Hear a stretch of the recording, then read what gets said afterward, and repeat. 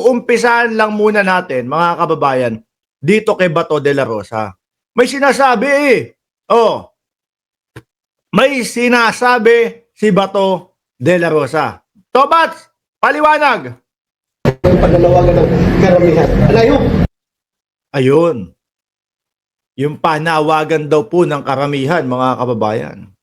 No? Hindi yan yung karamihan, Tobats. Alalahanin mo, no? Madaming mamamayang Pilipino ang sumisigaw ng impeachment kay Vice Presidente. Pakinggan natin to, mga boss, ha? Sinusuportahan ko ang pananawagan ng karamihan. Alayo. The people behind the impeachment. Hindi lang yung nag-file, mga file Oh. Yan pong nag-rally, mga boss, Chief Amo, sir, mga kapatid po natin ng mga Iglesia ni Cristo. Alam naman po natin, malaki po yung kanilang followers, malaki po yung kanilang miyembro, pero madami din Bato de la Rosa, no? AKA Tobats. Ang nagsasabi ako, Iglesia ni Cristo ako, pero pro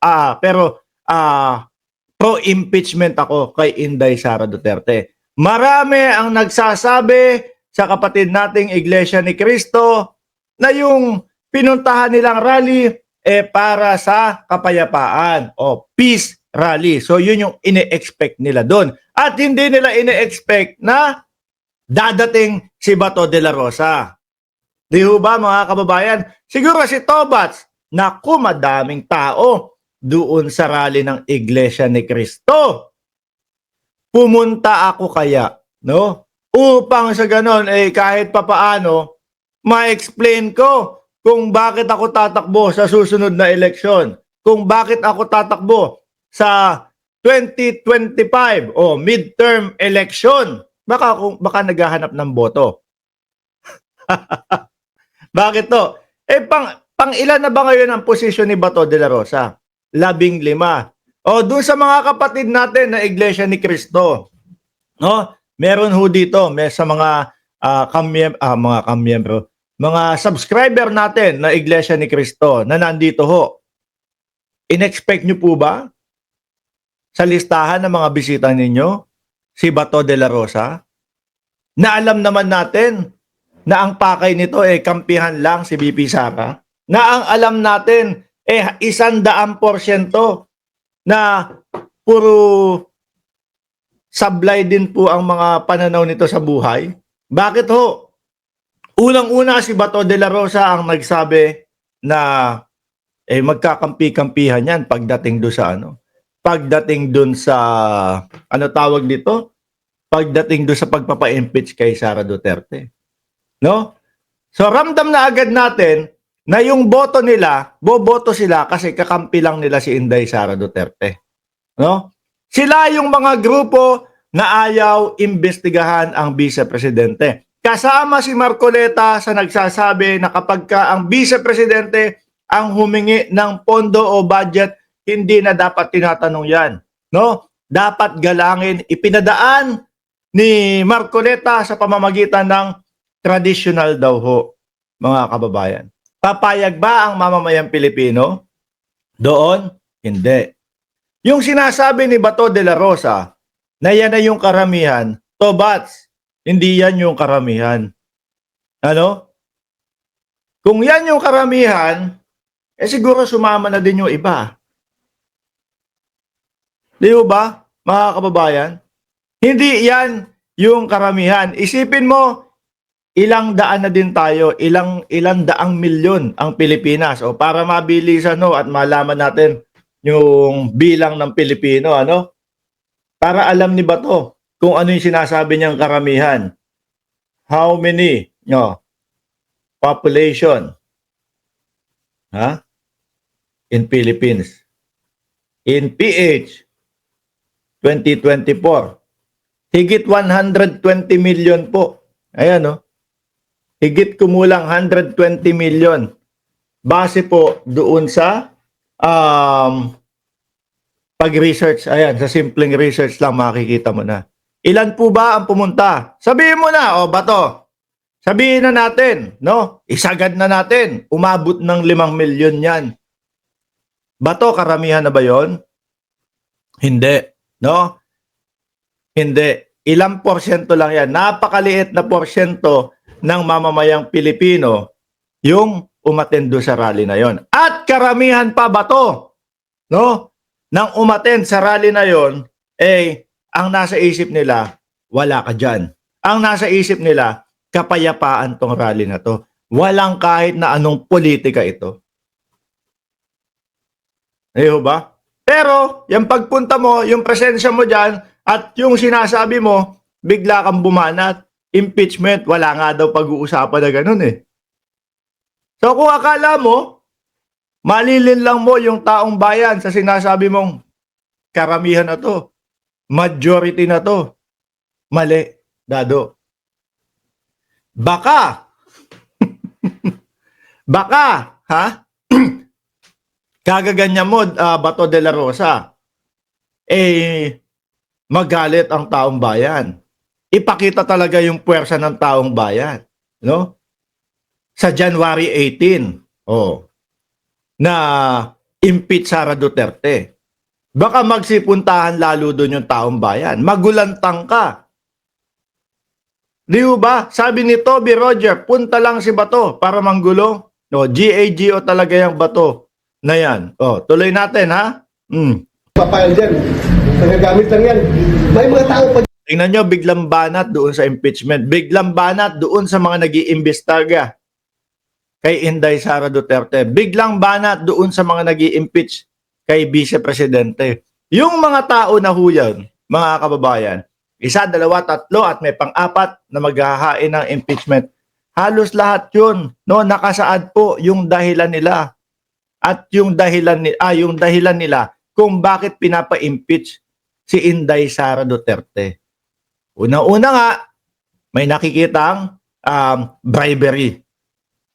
Pangalawa, yung mga hindi maipaliwanag na pondo ng bayan.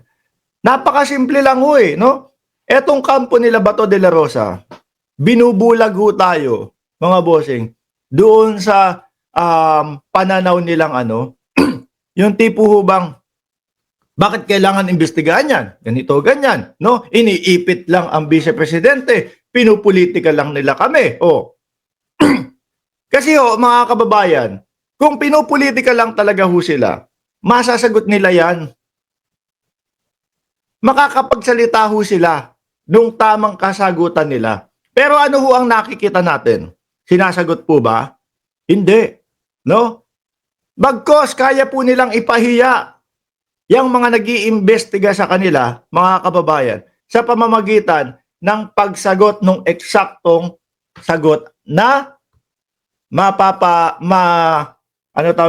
maipapaliwanag nila ng maayos sa sarili nila. Pero ginagawa po ba nila? Hindi ho. Hindi nila ginagawa. Ang ginagawa ho nila ay umiiwas sila. Umiiwas sila doon sa mga katanungan na yun. Hanggang sa ang punto ng Vice Presidente, hindi na po kami makikipag-coordinate sa mga yan. Di ba?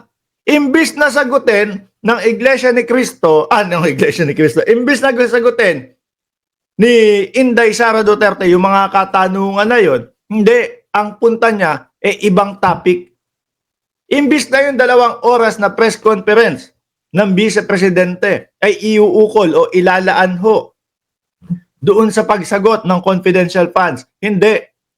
Gagawa ng panibagong issue, gagawa ng bintang sa Pangulo, at tapos magbabanta. Yun, doon ho ang nagiging sagot nila. Na ang akala nila, magiging solusyon sa kanila yon. Hindi. Dinadagdagan lang ho nila ang problema nila, mga kababayan. Dinadagdagan lang ho nila yung makakapagpabaon sa kanila. Tuloy si Bato. Sa likuran yan, kung sino yung mga tao nila, gusto talaga may si Bibi Sara. Sana nakikinig sila.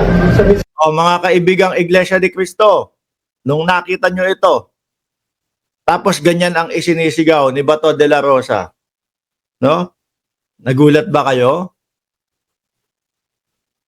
Nagulat ba kayo? Siyempre, kung ako Iglesia ni Cristo, pumunta ako doon, kapayapaan. Sasama ako. para sa kapayapaan. Tapos magulat ka. Kung eto inimbitahan, no, hindi ko ho alam kung inimbitahan ng nakakataas ng Iglesia ni Cristo. Pag inimbitahan ho, mga boss, ibang usapan na 'yun. Talagang may halong politikal. Pero kung si Bato de la Rosa ay nandyan lang, no, biglang sumulpot at hindi naman inimbitahan, hindi naman natin masisisi si ang Iglesia ni Cristo noon. Wala, open naman sa lahat Kaso hindi naman natin makokontrol kung ano yung sasabihin at ibubuka ng bibig ni Bato de la Rosa. Di ba? Yun, pwede pang makapag-isip. Pero kung inimbitahan ng mga nakakataas ng Iglesia ni Cristo na alam mo naman kung ano ibubuka ng bibig nitong tao na to kapag ka nahawakan ang mikropono Political, which is, yan na nga po ang nangyari. Kung ikaw isang Iglesia ni Cristo, inihanda mo yung sarili mo, naligo ka, nagpabango ka, pupunta ako doon para sa kapayapaan. Walang political ito, no? Tapos magulat ka. Bakit may Bato de la Rosa? May si Tolentino nandyan din. Yung mga hindi makapasok sa top 12. Yung mga hindi makapasok sa top 12, mga pumunta doon. So, isa lang ibig sabihin yan, no? Kaya nandiyan yung mga yan, mga ngampanya. Bagsak ang ratings Hindi makapasok sa top 12 Di ba? Pero hindi. Wala. Naging ending ho, no? Nagmukhang kulay political. Pasensya na po doon sa mga kapatid na Iglesia ni Cristo. Hindi po kayo yung sinisisi ko kung bakit nagmukhang political yung rally. Dito po sa mga tao na kagaya ni Bato de la Rosa. Na hindi sumunod doon sa inyong panuntunan na walang usaping politikal. Pinagmukha kayo ni Bato de la Rosa na sumusuporta kay BP Sara. Dahil na pinaparating dito mga kababayan natin, this mammoth crowd na dito ngayon na nagkakaisa, sana makinig sila. Sabihin na natin, madami ang pumunta dyan, Tobats. Real talk lang walang magagalit, no? Isagad na natin yung pwersa, yung bilang, no? Gawin na nating 10 milyon ang pumunta dyan. Yun ba ang karamihan ba to? Na meron tayong populasyon na kulang 120 milyon? Yun ba ang karamihan, mga kababayan? Sabihin na natin, ang botante, kalahatiin na lang natin yung 120 milyon. Ano ho? Kalahatiin na lang natin para mabilisan yung math. Kalahati ng 120 milyon, 60 milyon. Isagad na natin yung bilang ng INC, 10 milyon. Yun na ba yung karamihan ba to? Hindi. Diba? Higit pa din yung 50 milyones. At yung 31 million, sabihin na nating nabawasan. Dahil nga sinasabi ninyo, bumaklas kayo ng suporta kay Pangulong Bongbong Marcos. 31 million. Gawin na lang natin na sabihin na natin 25 milyones, nabawasan ng 6 na milyon. Kaso, ang sumusuporta ngayon na ma-impeach si Inday Sara Duterte, ang sumusuporta at bumak up kay Pangulong Bongbong Marcos, isang solid na 15 million, no? Na mga kakamping. Hindi man lahat. Pero sa nakikita ko, majority ng kakamping nakasuporta kay Pangulong Bongbong Marcos. Pag pinagkumpara mo yon, Tobats, yung mga kababayan, sinagad ko pa ho in-exaggerate ko pa po yung bilang nung sa INC. Di ba? In-exaggerate ko pa ho yung bilang nung nabawasan na suporta ni Pangulong Bongbong Marcos.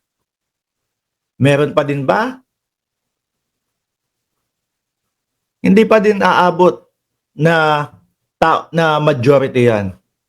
Kulang pa din, no? Bagkos, kalahatiin natin yung 120 million na populasyon ng Pilipinas, botante lang ang isasama natin. Ilan yan? Ilang porsyento? 8% lang din yan ng Pilipino doon sa base po doon sa botante. Di ba? Maliit na maliit ho. Sabi ni Ginger Cat, pa shout out po watching from Bicol. Shout out sa iyo. Oh, di ba? Konti na lang bilang ng mga DDS boss sa Mindanao lang sila siguro specifically Davao region. Correct ho. No? Ngayon, yung pagdating diyan, ni Bato, ni Marcoleta, ni Tolentino, yan ho, wala ho sa top 12 yung mga yan. No? Eh, baka nagbabaka sakali ho na makuha ang boto ng mga taga-INC. Kaya lang ho, bilang ako, kung isa ako doon sa umattend at buo sa isipan ko, wala tayong halong politikal. Lahat ito para sa kapayapaan ng dalawa. Tapos maririnig mo ito si Bato de la Rosa na umattend dyan, si Tolentino, sila Marcoleta, puro banat sa gobyerno. Di ba? Anong mararamdaman nyo dun? Dali parang hindi yata tama yung sinabi sa akin na pupunta ako dito sa pagtitipon na ito para lang sa peace, no? Para sa kapayapaan. Hindi pala ganun, no? Dahil may mga politiko na anti-government o anti-pangulo. Di ba? Dahil may mga politikong umattend na ayaw sa impeachment kasi kakampi lang nila si Inday Sara Duterte. Ulitin natin mga kababayan, maliwanag sa bawat isipan ng mamamayang Pilipino na sinabi po ng Iglesia ni Cristo na itong hakbangin o itong pagmamarcha o itong rally na ito ay para himukin ang dalawang panig na maging maayos, mapayapa. Kapayapaan, peace. Pero ang ginawa nila Bato de la Rosa,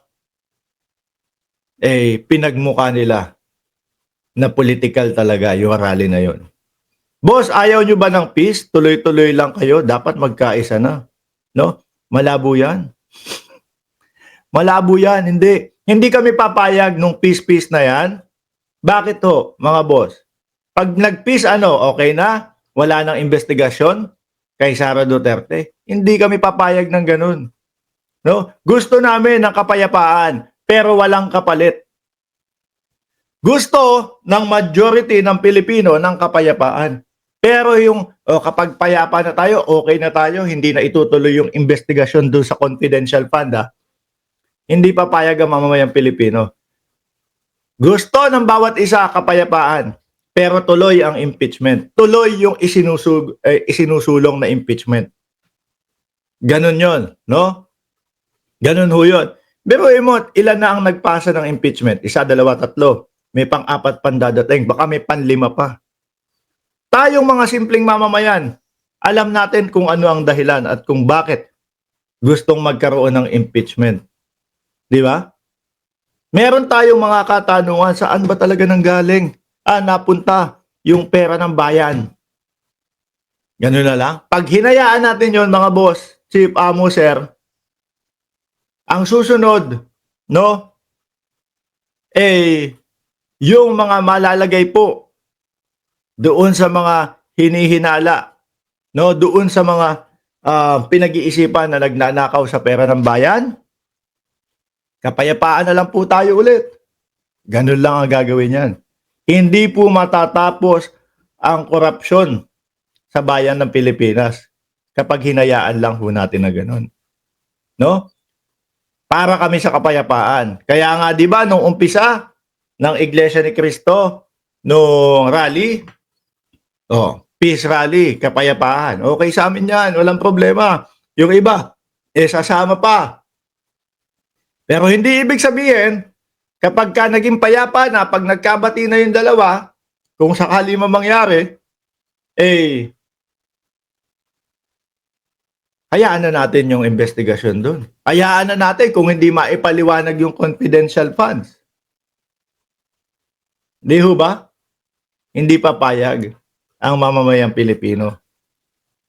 15 mil, ilan? Ulitin natin.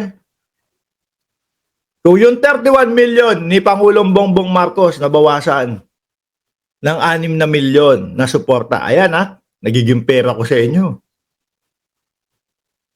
Nadagdagan ng 15 milyones. No? Hindi man solid, hindi man lahat. Sabihin na natin 14 milyones ng kakamping nakasuporta sa kanya. Majority pa din.